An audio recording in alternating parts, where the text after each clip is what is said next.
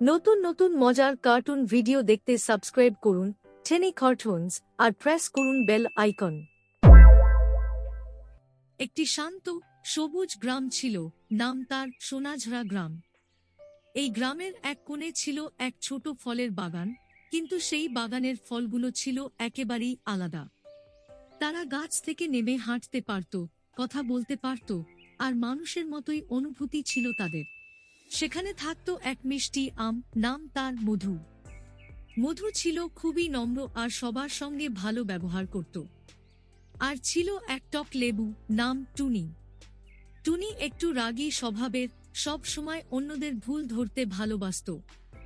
এক সকালে গ্রামের পথ দিয়ে হাঁটছিল মধু আম। হালকা বাতাস বইছিল, চারপাশে পাখির ডাক। এমন সময় টুনি লেবু এসে বলল, এই মধু, তুমি এত ভালো ভালো কথা বলো কেন? সবাই শুধু তোমাকেই পছন্দ করে। মধু মৃদু হেসে বলল, ভালো ব্যবহার করলে সবাই আপন হয়ে যায় টুনি। টুনি মুখ ফিরিয়ে বলল, আমি এসব মানি না। পাশেই ছিল আপেল, রূপা আর কলা, সোনা। তারা চুপচাপ সব শুনছিল আর মনে মনে ভাবছিল।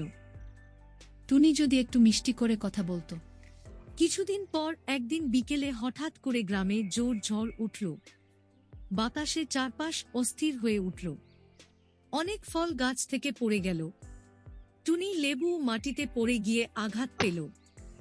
সবাই ভয় পেয়ে আশ্রয় খুঁজছিল, কিন্তু মধু আম ছুটে এসে টুনির পাশে দাঁড়াল। তুমি ঠিক আছো তো? টুনি কষ্ট করে উঠে বলল, আমি তো তোমার সঙ্গে সবসময় খারাপ ব্যবহার করেছি, তবুও তুমি আমাকে সাহায্য করছো। মধু শান্ত গলায় বলল।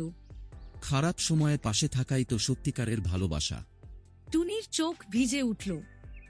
সে ধীরে বলল, আমি ভুল করেছি, আমি বদলাতে চাই। ঝড় থেমে গেলে গ্রাম আবার শান্ত হয়ে উঠল।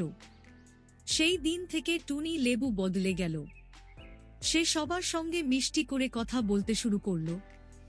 ধীরে ধীরে গ্রামের সব ফল তাকে নিজের করে নিল। সন্ধ্যার আলোয় যখন পুরো গ্রামটা সোনালি হয়ে উঠত, তখন মধু আর টুনি একসঙ্গে হাঁটত, বন্ধুত্বের মিষ্টি ছোঁয়ায় ভরা। শিক্ষা: ভালো ব্যবহার আর সহানুভূতি হৃদয় জয় করে। রাগ আর তিক্ততা নয়, মিষ্টি কথাই সত্যিকারের বন্ধুত্ব গড়ে তোলে।